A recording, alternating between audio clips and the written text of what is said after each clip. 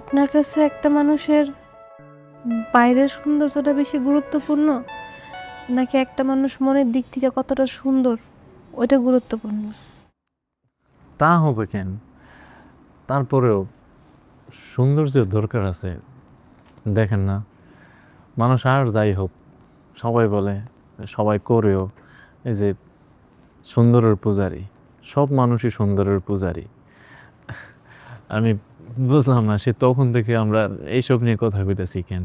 আপনি সেই তখন থেকে এখন পর্যন্ত হাতগুলা ভিতরে রাইখা বড় ঘুমটা দিয়ে বসে আছেন। একটু ঘুমটাটা সরান, আপনার সুন্দর মুখখানে একটু দেখি।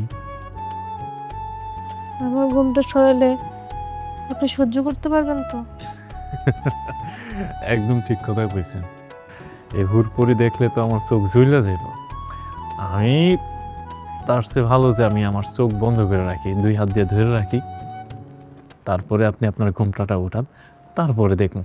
এই যে আমি আমার চোখ বন্ধ করে রাখলাম, লজ্জা পাওয়ার কিছু নাই। আপনি আপনার ঘোমটাটা সরান। সরাইছেন?